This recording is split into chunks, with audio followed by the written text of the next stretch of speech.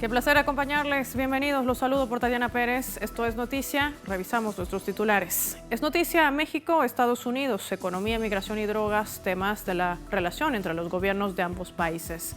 Para México es un gran desafío mantener las relaciones estables cuando sectores políticos de los Estados Unidos les acusan de todos los males internos norteamericanos, en particular la crisis de migrantes y el fentanilo. Hoy lo analizamos.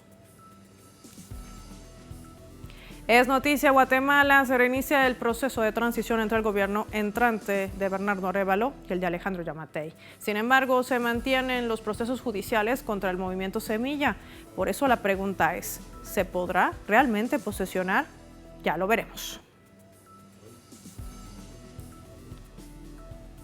Y es noticia España, otro fracaso en el intento de investidura de Alberto Núñez Feijóo del Partido Popular del PP para formar gobierno. El rey Felipe VI ha convocado a los partidos políticos con miras a un consenso. ¿Cómo se vive en estos momentos en días de convulsión política?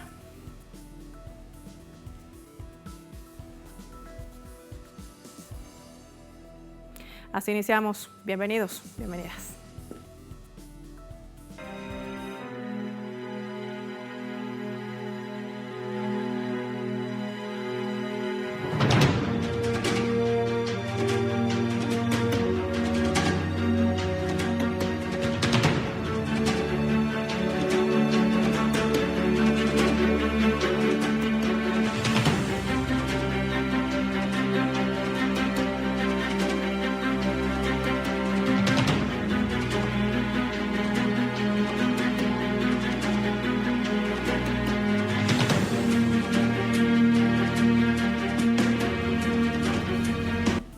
Es noticia México y Estados Unidos en medio de encontronazos por temas de migración y drogas. Se ha celebrado este viernes en Washington, la capital, la tercera reunión del diálogo económico de alto nivel entre estos dos países. Se vive el mejor momento de la relación económica entre ambos países, aseguró la secretaria de Economía de México, al término del diálogo económico de alto nivel, DEAN. Los niveles comerciales de intercambio son los más altos en la historia. Somos ya el primer socio comercial de Estados Unidos. Lanzaron un plan de acción conjunto para la producción de materiales conductores y semiconductores y abordaron temas como la promoción del desarrollo económico y social en el sur de México, así como en Centroamérica y Sudamérica.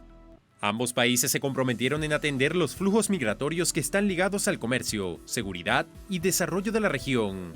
Acordaron la modernización de la infraestructura fronteriza compartida, el objetivo más próximo de los países vecinos. Estamos dando pasos para fortalecer más nuestra coordinación en fronteras. Tenemos un puerto modelo para agilizar las inspecciones y encontrar formas de agilizar los tiempos de espera, haciendo que sea más fácil cruzar legalmente y fortalecer nuestra capacidad para lidiar con el fentanilo y otras drogas ilegales, abordando también las causas fundamentales de la migración irregular. El objetivo más próximo de los países vecinos sería aumentar la capacidad de detención de armas y drogas sintéticas. Este año México destinará 15,000 millones de pesos para ello. Tenemos instrucciones del presidente Andrés Manuel López Obrador de hacer todo lo que esté en nuestras manos para poder controlar el tráfico de drogas sintéticas y la cadena de suministro desde su origen, ¿verdad? Los precursores, la entrada a México, el paso fronterizo. Sin embargo, en el Congreso estadounidense avanzó una propuesta del ala republicana para frenar recursos a México por supuestamente fracasar en detener la producción y tráfico de fentanilo, amenaza a la que el presidente Andrés Manuel López Obrador reaccionó. Sí nos preocupa la pandemia por el consumo del fentanilo en Estados Unidos y nos preocupa más y nos duele que pierdan la vida 100,000 jóvenes cada año en ese país por el consumo del fentanilo. ¿Y qué hacen ellos, los legisladores? ¿Nada más echarle la culpa a México? López Obrador señaló que es ridícula esta iniciativa y tiene fines politiqueros. Nada más porque vienen las elecciones y quieren engañar o pretenden engañar a los ciudadanos estadounidenses. Los temas de migración, seguridad, tráfico de armas, drogas y crimen organizado, sobre los que Estados Unidos le achaca todas las responsabilidades a México y otros, siguen haciendo muy complejo mantener una relación de buena vecindad. Vamos a sumar más datos de la mano de nuestro corresponsal hasta Ciudad de México, Daniel Rosas. Hola Daniel, bienvenido, te saludamos y te preguntamos desde ya, ¿hay reacciones por lo alcanzado en esta reunión de alto nivel entre México y Estados Unidos? Cuéntanos.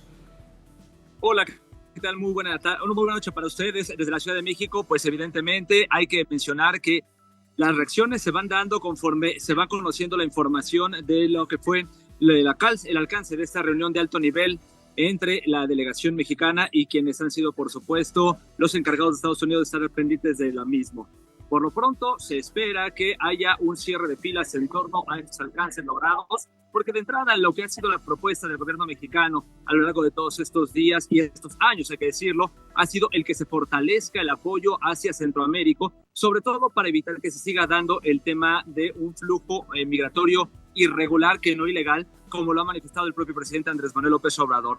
La idea es que, contrario a la propuesta que ha pasado por esta ala republicana del Congreso estadounidense de recortar los recursos hacia México y Centroamérica, sea al revés, que puedan impulsarse programas de los que se han dado a conocer por parte del gobierno mexicano y que buscan justamente frenar la migración irregular desde sus orígenes, es decir, atender las causas que ha sido la premisa del gobierno mexicano para de esta manera poder lograr una contención eficaz del flujo migratorio. En el caso del combate al fentanilo y estas acusaciones que hay de que México no ha hecho lo suficiente, bueno, pues ya desde días anteriores el presidente Andrés Manuel López Obrador y su gabinete han identificado que justamente no se trata nada más de un problema mexicano, sino que es un problema conjunto. Por un lado, los precursores que llegan desde naciones asiáticas hacia nuestro país, un flujo que se dice no se puede frenar de tajo porque de entrada hay que recordar que el fentanilo es uno de los insumos que se utilizan para generar. Y de esta manera es que no ha sido fácil el poder hacerlo de esta manera. Sin embargo, se está trabajando en un operativo conjunto. Ahora, en cuanto al tema de Central de Seguridad de México, bueno, pues no ha variado. Se ha acusado a Estados Unidos de seguir permitiendo el tráfico ilegal de armas de aquella nación hacia México, y lo cual ha derivado, como sabemos, pues en en unos escenarios de masacres que en las últimas semanas se han intensificado por los enfrentamientos entre grupos del crimen organizado. De tal manera que, como lo veíamos en la historia, pues no es nada fácil el panorama que se está solicitando para mantener una buena relación. Sin embargo, de acuerdo con el presidente Andrés Manuel López Obrador, todavía el panorama es bastante positivo en la relación que se tiene con el presidente Joe Biden, no así, dijo, con los legisladores republicanos que, como hemos visto, pues han estado tratando de entorpecer un poco o de utilizar la relación México-Estados Unidos con fines politiqueros. Y también todo esto se enmarca, hay que recordarlo, en el contexto en donde se está buscando, pues justamente, el terminar de acomodar el presupuesto de Estados Unidos y que es usado para, pues, tratar de presionar políticamente a la parte contraria. Así que, por lo pronto, las reacciones aquí en México tienen que ver con este cierre, con este apoyo que se ha dado a la comitiva de México que viajó a Estados Unidos, que hay que decirlo, a diferencia de lo que ocurría en otras ocasiones, en otros años, se vio más reducida, pero que se espera que justamente tratara de lograrse pues acuerdos más sólidos, concretamente en el tema presupuestario, migración y pues del control de drogas. Finalmente, destacar lo siguiente, pues se están dando últimamente un flujo migratorio mayor. Tenemos actualmente reportes de que la frontera norte y sur de México pues presenta migratorios. Aquí mismo en la capital mexicana tenemos pues puntos en donde la migración se ha concentrado de manera muy importante, y esto es uno de los temas que tendrá que solucionar México para justamente mantener esta relación con Estados Unidos sin que se desborde, pero también cuidando la soberanía y que el tema no sea utilizado con temas politiqueros como ha venido siendo por parte sobre todo de la área republicana de Estados Unidos. Pues así el panorama aquí en México, y por supuesto estamos muy atentos de lo que siga ocurriendo. Gracias a nuestro corresponsal desde Ciudad de México, Daniel Rosas, por todo este panorama completo, una radiografía de lo que ha sido esta reunión de alto nivel importante con la participación de México y también de Estados Unidos. Sometemos el tema al análisis, sumamos a Bernardo Menéndez Lugo, nos acompaña en directo. ¿Cómo está? Bienvenido a Es Noticia. Paola, muy buenas tardes, buenas noches en Caracas, desde Ciudad de México. Soy Bernardo Méndez Lugo, director ejecutivo de América Sin Muros, Fundación Promigrante, aquí en Ciudad de México, con corresponsalía en más de 20 ciudades. A tus órdenes.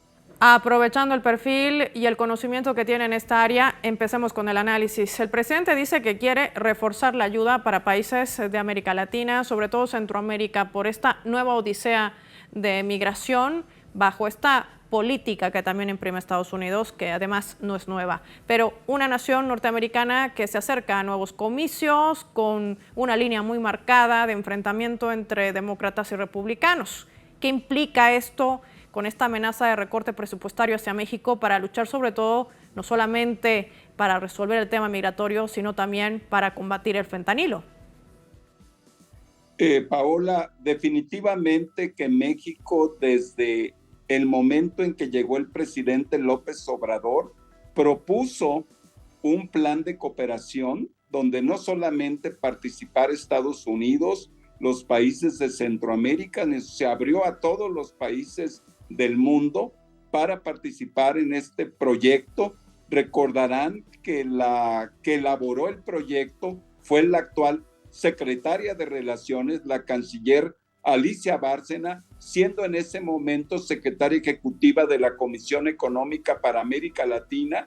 Este programa, esta propuesta se presentó en México desde los inicios del gobierno, pero con la pandemia y las situaciones diversas de la economía internacional, no se logró tener el apoyo de Estados Unidos.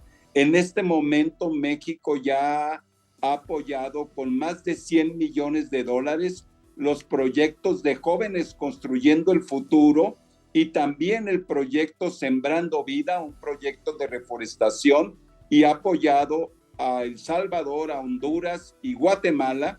Así que pues de parte de México, que también fuimos afectados en el ámbito económico financiero por la pandemia, la reducción de empleos, etcétera. Así que pues México ha estado en la mejor disposición de buscar una alternativa, de tener una responsabilidad compartida. Hemos estado de alguna manera pues apoyando todo el tema del tránsito de migrantes por territorio mexicano, y que obviamente en el ámbito de la lucha contra el fentanilo y otras drogas mortales, hemos puesto una parte importante también de control en las aduanas, en los puertos, y sin embargo, pues no hemos tenido en el ámbito del control del tráfico de armas, que este tráfico de armas que arma a los grupos delictivos, a los grupos de delincuencia organizada. Creo yo que no hemos tenido todavía éxito para que la demanda que presentó el gobierno mexicano a partir de nuestra consultoría jurídica de la Cancillería, todavía no hemos logrado que pues se tomen controles a los vendedores de armas, a las ferias y a las empresas productoras de arma, Paola. Sin lugar a dudas, este plan conjunto que además ha trazado el gobierno mexicano, por eso nuevamente el presidente López Obrador ha convocado una reunión para 10 países centroamericanos para garantizar este plan. Mientras esto se desarrolla, la gran pregunta es, ¿por qué Estados Unidos no cumple con su contraparte y lanza amenazas desde la ala republicana para recortar este presupuesto y no trata, por ejemplo, el tema del fentanilo como un tema de salud pública? Esta, digamos, disputa interna de la política norteamericana entre demócratas y republicanos, con mucha frecuencia, pues afecta a México, porque se utiliza de alguna manera a México como una especie de sparring, digamos, pensando en el box, en el cual la confrontación, y creo que es muy importante para México también ver los escenarios que vienen para el próximo año, el ámbito relativo a la elección presidencial en Estados Unidos, que si llega de nuevo el expresidente Trump, va a ser un escenario muy complicado, muy difícil y muy explosivo para todos los temas que tenemos en la agenda bilateral, no solamente el tema de seguridad, el tema de combate al narcotráfico, el tema de la migración, sino también recordarán que el expresidente Trump hizo una amenaza a México con un tema de poner aranceles si no cooperábamos en los ámbitos relacionados con la migración. Así que creo que es muy importante estar viendo hacia el futuro cercano. En México tendremos elecciones, todos los pronósticos apuntan a que el partido del presidente López Obrador seguramente ganará las elecciones. Pueden pasar muchas cosas de aquí a junio del 2024, así que todo este entorno político en Estados Unidos ha sido muy adverso para buscar una negociación adecuada, dado la presencia importante del Partido Republicano en el Congreso. Esto también ha impedido, Paola, de que más de 5 millones de mexicanos irregulares y un total de 11 millones de muchos países, en este momento se ha hecho un programa de protección temporal para venezolanos que anunció el presidente Biden. Sin embargo, hay muchos puntos de la agenda, Paola, amigos de Telesur, que todavía no encontramos una solución. Creo que de México ha habido la mejor disposición. Tenemos problemas muy graves, como señalaba el corresponsal de Telesur en Ciudad de México, con una serie de hechos delictivos, personas desaparecidas, asesinadas, y todo esto también viene de una herencia pues que de alguna manera le ha tocado confrontar al actual gobierno, Paola. Y la contradicción en lectura geopolítica también sale a la luz cuando se anuncia el posible recorte por parte de esta ala republicana de cerca de $40 millones a México para combatir este tipo de situaciones, pero sigue destinando más armas y más recursos para la guerra al este de Europa. Desde que iniciaba esta operación militar especial de Ucrania, de Rusia en Ucrania, ya Estados Unidos ha destinado más de $114 mil millones. ¿Cómo entender este paradigma? ¿Quizás desnuda su prioridad? Pues de alguna manera en todo este juego geopolítico de Estados Unidos, también países de Europa Occidental, de la OTAN, creo que es muy importante, pues ahora también observamos con la llegada de ucranianos hace más de un año cómo se les dio mucha prioridad a que rápidamente pudieran regularizarse en Estados Unidos. Así que pues el énfasis de las preferencias políticas se manifiestan en muchas de las decisiones que han realizado.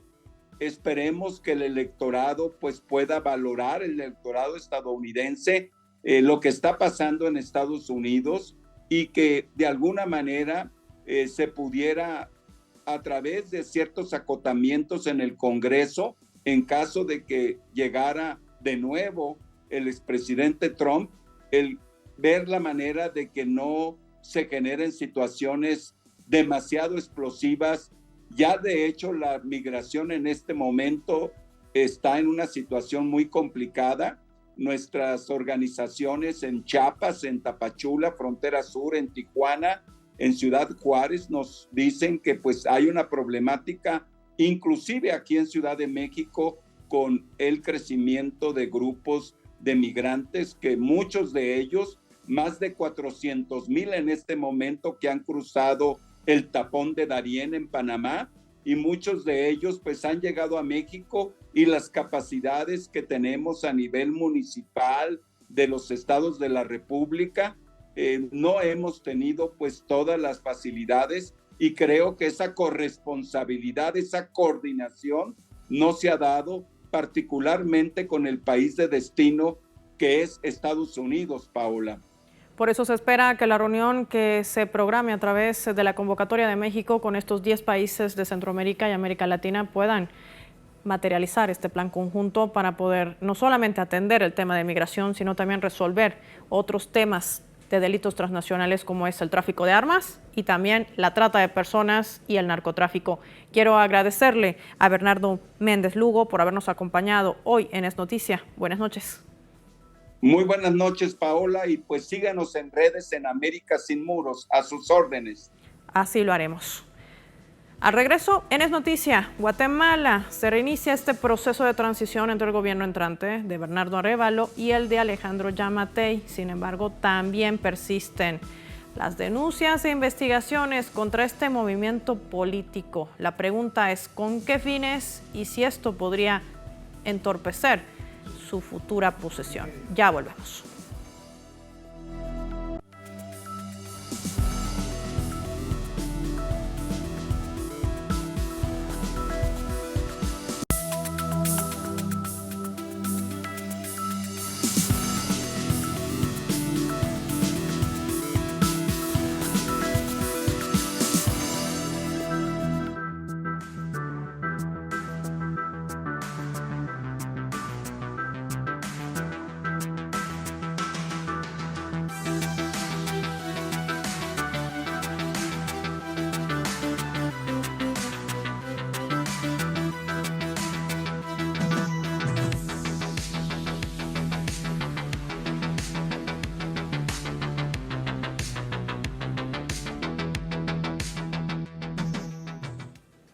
Es Noticia Guatemala, se reinicia este proceso de transición entre el gobierno del presidente Alejandro Yamatei y el de su sucesor, Bernardo Arévalo. Esto ocurre en medio además de un complejo escenario político en el que se mantienen los procesos judiciales contra el movimiento Semilla.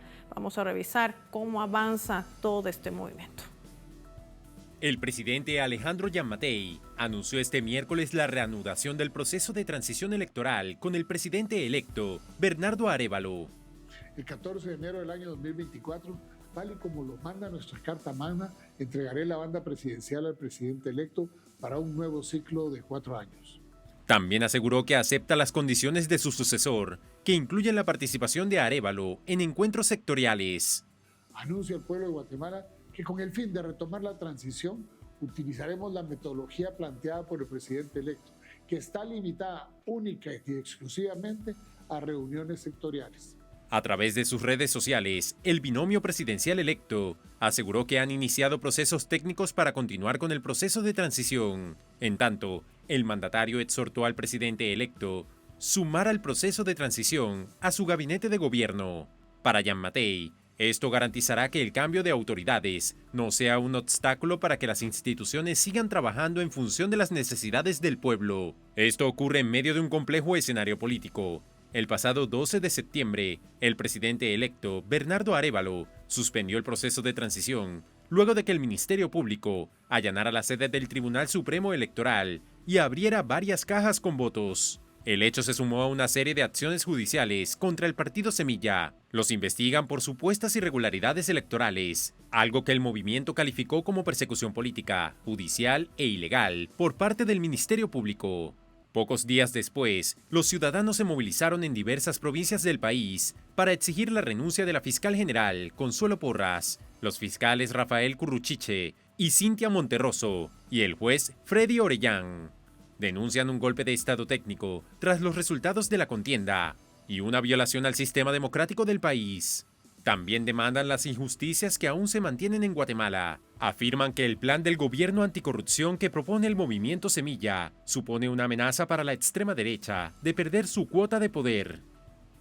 Actualizamos la información vía telefónica. Nos acompaña desde Guatemala Santiago Botón. Hola Santiago, mientras vemos el anuncio de una reinstalación de este proceso de transición entre el gobierno de Yamatei y el gobierno entrante de Arévalo, pues hay un comunicado también reciente en las redes sociales del presidente electo que denuncia la falta de operancia de la Corte Constitucional y también de la Corte Suprema. No hay garantías y tampoco hay un proceso que convalide la constitucionalidad. Esta es una alerta en medio de una democracia. ¿Qué reacciones se están generando? Hola, ¿qué tal? Un saludo desde Guatemala. Primero, hacerles partícipe que en esta región norte del país pues ha empezado una torrencial lluvia y nos encontramos sin energía eléctrica, y de esta cuenta que vamos a hacer este reporte vía telefónica mencionando en primer lugar que a raíz de pues esta escalada de acciones del Ministerio Público, la autoridad indígena de los 48 cantones han convocado ya a un paro indefinido que podría iniciar el 2 de octubre, es decir, el lunes próximo. a pesar de que Alejandro Gianmattei Falla pues ha anunciado que se ha reanudado el proceso de transición, aceptando las condiciones planteadas por su sucesor Bernardo Arévalo de León. Las palabras de Alejandro Gianmattei serían que estas condiciones, pues que las reuniones de transición se realizaría de manera general, como veníamos informando, sin la presencia de los nuevos ministros y secretarios del gabinete del próximo gobierno. Hay que recordar que las condiciones mencionadas por Arévalo tras suspender el proceso de transición, pues serían exigir la renuncia de la fiscal general Consuelo Porras y que cesen este hostigamiento del Ministerio Público, a pesar de que hay acciones legales presentadas por el nuevo presidente. Este día el Ministerio Público realizó la cuarta acción con un allanamiento en la sede del Tribunal Supremo Electoral, en donde se menciona que se abrieron al menos 70 cajas que contienen los votos del pasado 25 de junio. Es decir, que el presidente Alejandro Gianmattei menciona algunas condiciones que no encuadran con las peticiones hechas por el nuevo presidente Bernardo Arévalo de León. La autoridad indígena ha convocado a manifestación porque considera que sí, el golpe de Estado el golpe de Estado técnico, como le llaman, se encuentra en marcha bajo la mirada de Luis Almagro, que ha estado observando estas acciones y que no ha existido, según dicen, un pronunciamiento muy contundente de su parte para frenar esta escalada en contra del nuevo presidente. Gracias a Santiago Botón, vía telefónica, para contarnos el panorama y datos también actualizados que nos ayudan también al análisis. Para ello recibimos a Marcelo Colucci, analista político y docente universitario. Profesor, ¿cómo está? Buenas noches, bienvenido a Es Noticia. Buenas noches, ¿qué tal? ¿Cómo le va? Profesor, es importante entender, mientras nuestro corresponsal nos mencionaba una nueva acción por parte del Ministerio Público, un allanamiento, algo que Semilla inclusive ha calificado como una persecución política. Ya Arévalo, el presidente electo, sacaba un comunicado hace minutos nada más, que hacía un llamado tanto a la Corte Constitucional para que pueda de una vez por todas definir la competencia del Tribunal Supremo Electoral y del Ministerio Público en torno a las pasadas elecciones. Y por otro lado, un llamado también a la Corte Suprema, porque no se han activado hasta ahora garantías. La pregunta es, ¿qué pasa con la justicia en ese país que está prácticamente poniendo quizás una pared invisible para que este proceso de transición pues se complemente y con ello poniendo en riesgo también esta democracia que llamaba Arévalo que se defienda y que por ello también se anuncian movilizaciones y paros en las provincias de ese país? Efectivamente, yo diría que la pared no es tan invisible, es bastante visible y muy gruesa. El gobierno de Gianmattei en realidad está formado por una serie de grupos de un manejo bastante poco transparente. Por eso se le ha dado en llamar acá, ya desde hace tiempo, pacto de corruptos. O sea, son grupos que están operando con una actitud mafiosa, gangsteril, y han ocupado prácticamente todas las estructuras de Estado, de todos los poderes, ejecutivo, el legislativo y el sistema de justicia. Se está copado por este proceder mafioso que impide cualquier práctica democrática transparente. Y el movimiento Semilla justamente llega al poder, si es que efectivamente puede asumir, con un mensaje anticorrupción. Por eso está muy confuso el panorama, no está claro qué podría pasar. Si bien el presidente Gianmattei declara oficialmente sí que tiene lugar la transición y se va a llegar a enero, el 14 de enero del año entrante con este cambio de gobierno, si bien se declara eso, todas estas medidas del Ministerio Público, que es un brazo operativo del gobierno, ¿no es cierto?, hacen pensar que efectivamente acá se trata de un golpe de Estado disfrazado que impediría la asunción de Bernardo Arévalo y Karen Herrera. Ahora bien, el panorama está bastante complejo porque por otro lado, el gobierno de Estados Unidos claramente ha manifestado que tiene que seguir adelante el proceso democrático y que se tiene que llegar a la transición, todo lo cual hace pensar, bueno, ¿cuál es el interés realmente de Estados Unidos en todo esto? Que Estados Unidos esté defendiendo la democracia, bueno, ya sabemos cuál es el historial de Estados Unidos en todos nuestros países acá en Latinoamérica, ¿no? En Latinoamérica y el Caribe. Ahora no alientan un golpe de Estado abiertamente y hablan de una transición ordenada, pareciera que están dando el espaldarazo al movimiento Semilla, incluso se habla de cuantiosas inversiones para todo el área centroamericana, para defender los procesos democráticos, terminar con la corrupción. En realidad también hay un doble discurso. Se habla de fuertes inversiones de 4.000 millones de dólares en lo que han llamado el Triángulo Norte, ¿no? De Centroamérica, Guatemala, Honduras y El Salvador, que en realidad son inversiones privadas de empresas norteamericanas que tratarían de generar un clima de mayor respiro social para evitar las migraciones masivas. O sea, que estamos en una situación de tensión donde, por un lado, Estados Unidos e incluso alto empresariado de Guatemala apoya el movimiento Semilla, mientras que por otro lado este pacto de corruptos, este pacto mafioso, que es un contubernio de ciertas empresas de lo peor ligadas a negocios turbios, sucios, con una clase política igualmente mafiosa, un pacto de corruptos que no quiere soltar, pero ni un milímetro, sus cotas de poder establecidos en todos los poderes de Estado. O sea que estamos ante un proceso complejo y la población que tendrá que ser la que tiene que dirimir esto con su movilización. De hecho, como recién se decía, hay anunciados movimientos de protesta popular y creo que esta es la única garantía de que el proceso democrático siga adelante y lleguemos a esta esperada transición. Este es el panorama, ¿no? Muy confuso en este momento. Con esta radiografía, profesor, ¿cuánto avanza Guatemala en materia de democracia o cuánto retrocede en medio de estos intereses que están marcados también por un Estados Unidos porque no quiere perder un bastión como Guatemala, que es uno de los pocos países de Centroamérica que aún mantiene relaciones diplomáticas, por ejemplo, con Taiwán, violando el principio de una sola China, no como el cambio de paradigma que ha hecho Honduras? Y esto también tiene ese trasfondo de los intereses de este juego geopolítico.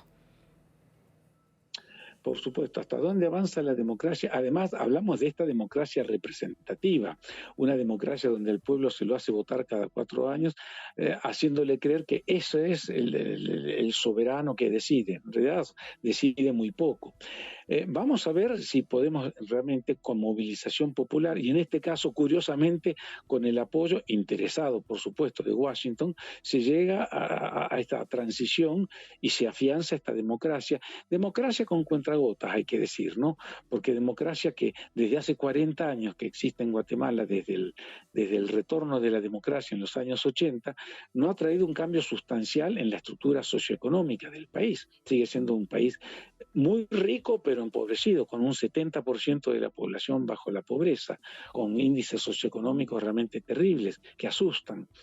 Una democracia que no ha resuelto los problemas estructurales, racismo, el patriarcado, el atraso tecnológico, una alta tasa de analfabetismo, en fin, y una violencia cotidiana también disparada.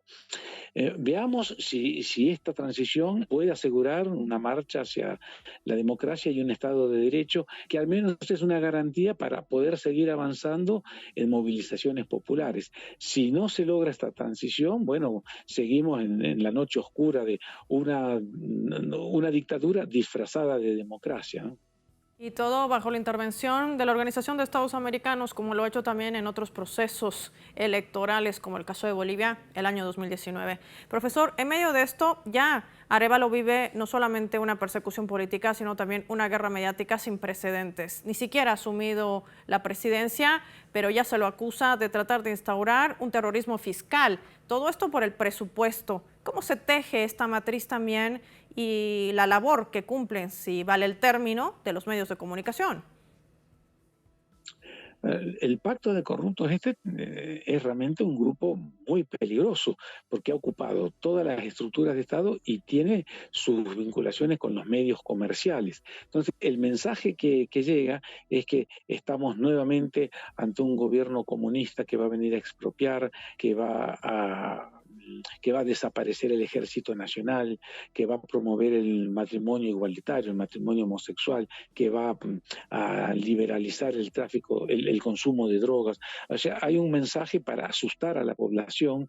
De todos modos, la población ha sido, yo creo que muy valiente y dio una sorpresa. Si bien estaba toda esta campaña oscura, esta campaña que hace recordar los peores años de la Guerra Fría, que en Guatemala se vivió muy caliente, por cierto, ¿no?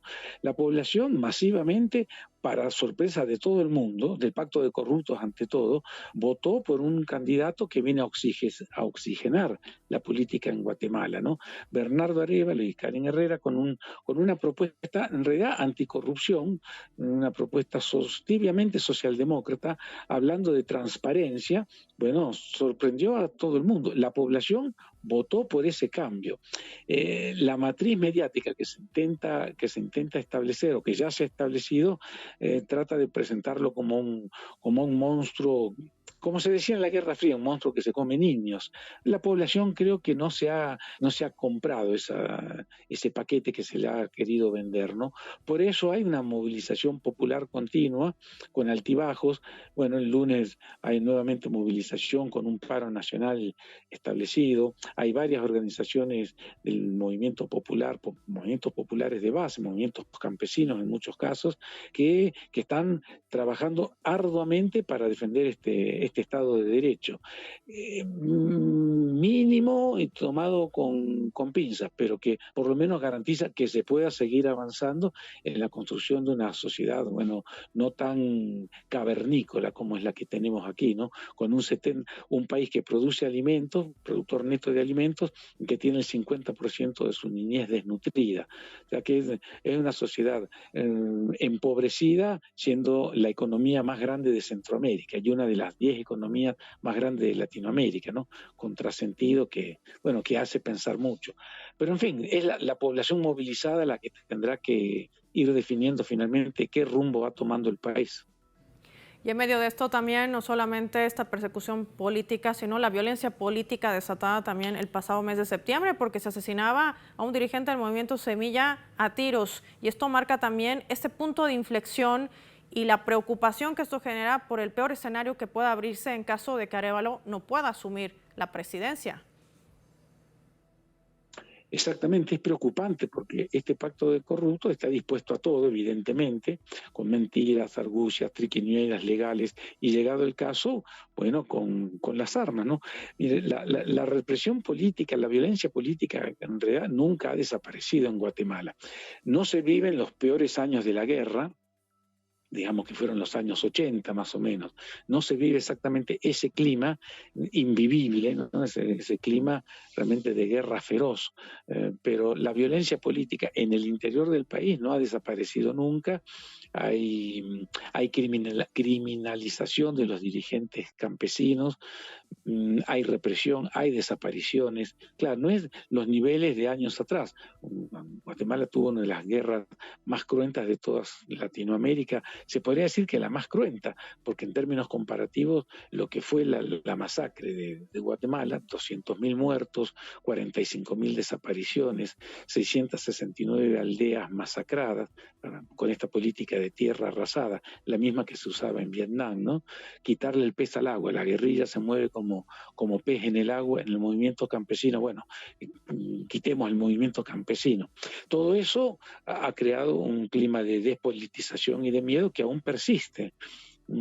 Eso ha desaparecido en términos generales, por supuesto. Se firmó la paz, se van a cumplir 27 años de esto. O sea, no hay una guerra abierta con dos bandos enfrentados claramente, abiertamente, pero la represión política no ha desaparecido del todo y está, y en zonas de los departamentos donde se da el robo de tierra por parte de grandes propietarios, terratenientes y población que se resiste, esa represión se ha mantenido y se mantiene. De esto la prensa comercial habla poco y nada, o nada, pero por eso canales como Telesur son importantes para denunciar todo esto, ¿no?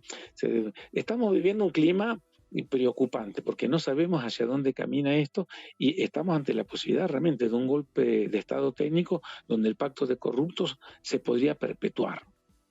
Profesor, no puedo dejar de hacerle esta pregunta. Si bien es cierto que hay una intromisión y una injerencia por parte de la Organización de Estados Americanos, lo denunciaba también en su propio momento el presidente electo Arévalo, ¿por qué viaja el presidente a Washington, a Estados Unidos, para reunirse con la alta cúpula política para denunciar este intento de golpe? ¿Qué espera encontrar en el país del norte? Bueno, esa es la cuestión, ¿cierto?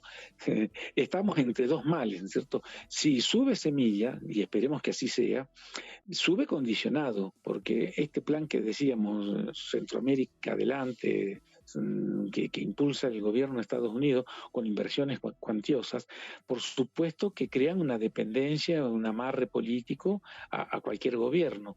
Se podría estar repitiendo lo que se vio en el 2015 con la CICIG, la Comisión Internacional contra la Impunidad en Guatemala, ¿no? Financiada casi enteramente por Estados Unidos. Fue un ariete para luchar contra la corrupción, en el entendido que mejorando las condiciones de vida, mejorando mínimamente, al menos las condiciones de vida en Centroamérica, se detendrían un poco los flujos migratorios hacia el norte. Entonces la CICIG tuvo ese gran espaldarazo en el 2015 y realmente hizo denuncias muy importantes. Pero ahí quedó, porque el pacto de corruptos finalmente, cuando la CICIG se va, terminó su mandato legal, volvió a la carga, bueno, con toda su artillería. Hoy día está cobrando venganza de eso. Muchos operadores de justicia que trabajaron en la CICIG, jueces no corruptos, hoy día han tenido que salir del país. De esto también hay pocas denuncias, pero Telesur claro que lo ha denunciado, ¿no? Operadores de justicia, periodistas independientes, periodistas valientes que han denunciado esto, han tenido que marchar al exilio.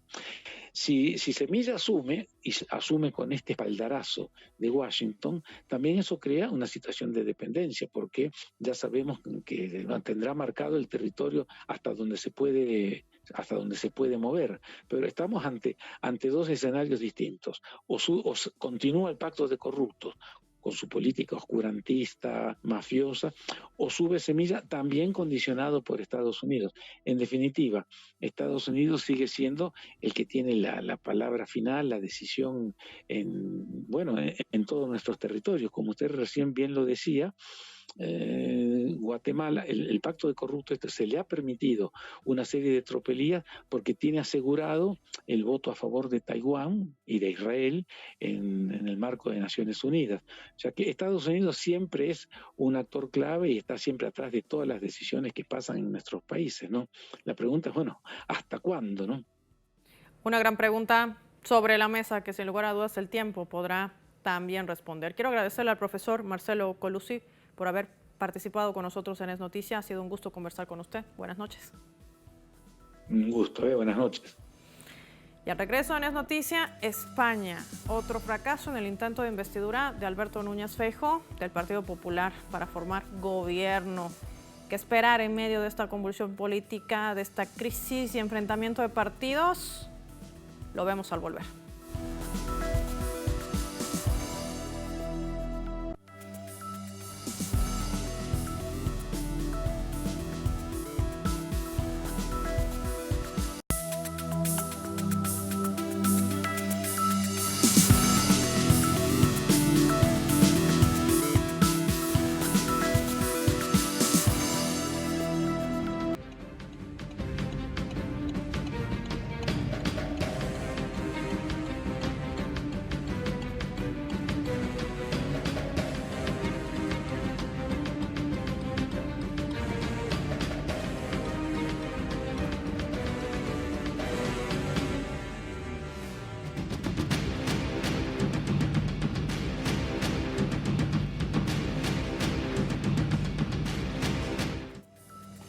Es Noticia España. El candidato al Partido Popular del PP, Alberto Núñez Feijóo, no ha logrado la mayoría absoluta en la votación parlamentaria para ser investido como jefe de gobierno, por lo que ya la Corona ha convocado a los partidos en busca de un nuevo consenso. Recordemos que para el líder del PP no han sido suficientes los 172 votos a favor que obtuvo en esta votación para ser adjudicado como jefe de gobierno. Pese a lo breve de la sesión, ya que cada intervención contó con tan solo 10 minutos, se mantuvo la tendencia de la primera elección y 177 congresistas rechazaron a Feijóo. Por otra parte, el candidato Pedro Sánchez del PSOE tiene como máximo hasta el 27 de noviembre para poder ser investido si es que quiere evitar una repetición electoral. Usted, señor Feijóo, ha basado toda su investidura, todo su discurso en una gran mentira que la ha repetido hoy. Que usted no va a ser presidente por sus principios. Ha dicho que usted no quería ser presidente a costa de la dignidad de su país. Lo cierto que usted no es presidente porque usted no tiene los votos y lo sabe. Usted sabe que los votos que necesita son incompatibles entre sí. Se lo ha dicho el PNV el otro día, se lo ha dicho su socio preferente de la extrema derecha, Vox. ¿Por qué se empeña en tomarnos el pelo? ¿Por qué no admite su derrota? Dentro de las acaloradas intervenciones, el portavoz adjunto del partido de Bildu en el Congreso le decía a Feijóo: usted no puede darse el lujo de rechazar nuestros votos porque nosotros no pretendíamos votar por usted. Que ustedes no han querido poner un cordón sanitario alrededor de la extrema derecha en el Congreso y hoy el Congreso le está poniendo un cordón sanitario alrededor de ustedes hasta el punto de que han perdido incluso el apoyo de sus otrora socios conservadores de Euskal Herria o Cataluña. Se lo hemos dicho en Euskal Herria y se lo decimos hoy aquí.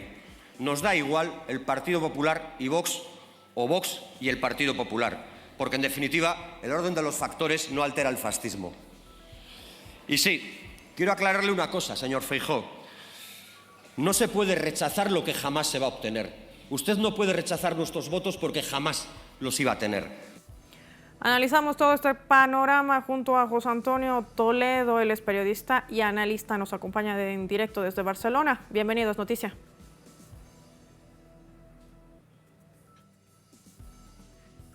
Hola, buenas noches. Lo de Feijóo se veía venir, sin lugar a dudas, no ha alcanzado la mayoría de votos que necesitaba pese a contar con el respaldo de Vox. ¿Qué va a cambiar en España y cómo deja sobre todo a la política en ese país?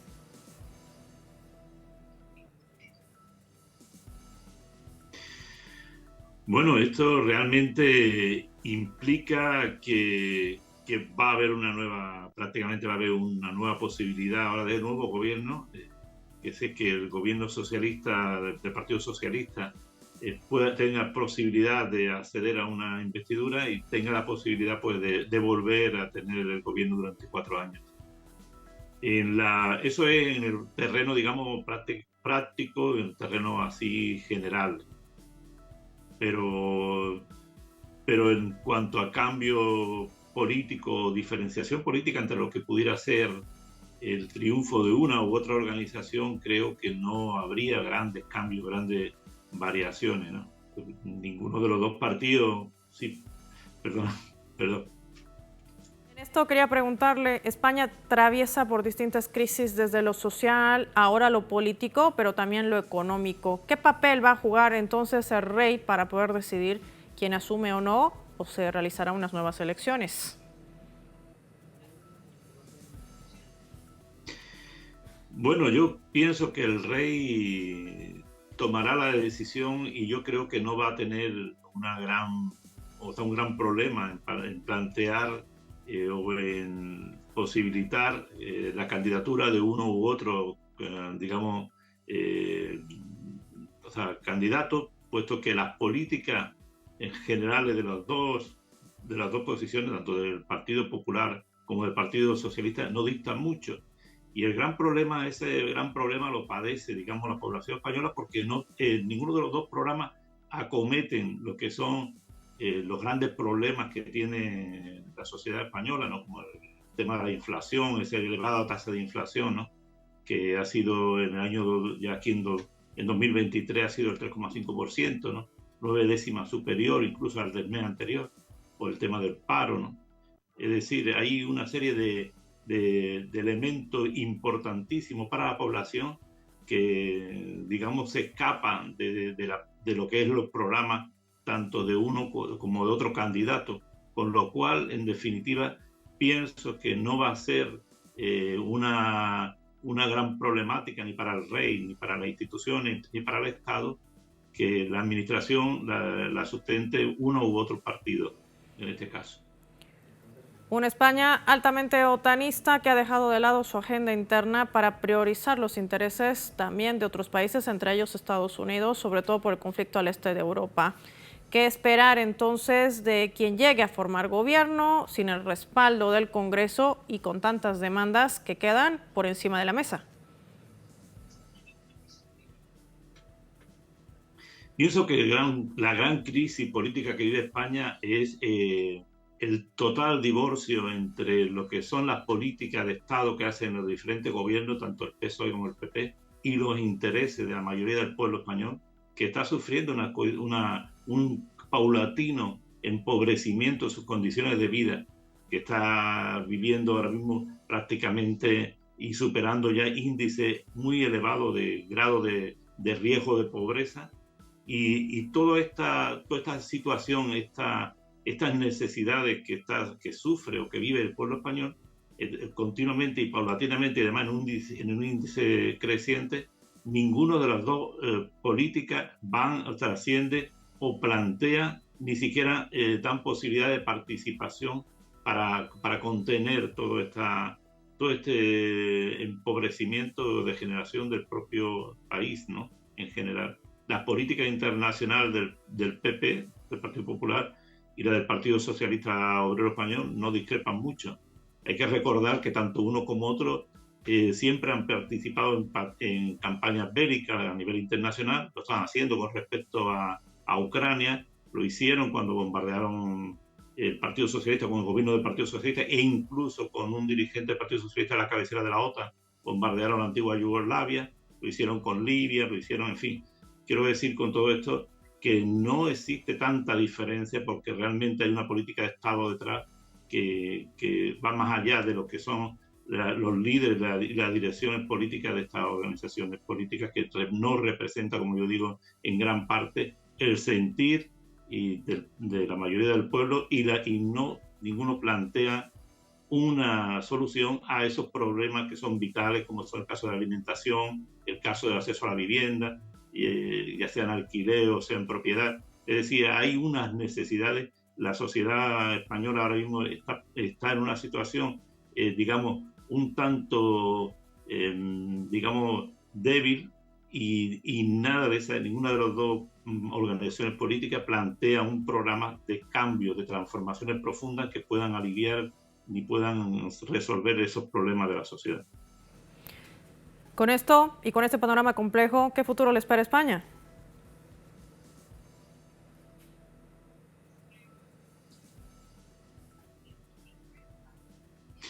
Bueno, al pueblo español el único futuro que le queda es participar en la lucha para transformar esta sociedad, porque muy difícil está la situación, muy complicada, y cuando se radicaliza las situaciones de necesidad de los pueblos, y cuando no existe una conciencia, un nivel de conciencia alto de cuáles son esas problemáticas, cuáles son esas necesidades, normalmente aparecen sectores que, como se está viendo en Europa, se está viendo en España, apoyan posiciones claramente reaccionarias, claramente fascistas. Eso es porque existe una radicalización y porque no se le está dando respuesta ni a nivel político ni a nivel organizativo. Y yo pienso que eso es lo que hace falta: organización y capacidad de crear conciencia de transformación para eliminar todo esto, digamos, problemas, todas estas dificultades que tiene nuestro pueblo, para tener una vida, digamos, por lo menos con un grado de dignidad suficientemente alto. Quiero agradecer al profesor José Antonio Toledo por habernos acompañado esta noche en Es Noticia. Buenas noches. Muchísimas gracias a ustedes. Así finaliza Es Noticia. Ha sido un placer acompañarles. Sigan con nosotros.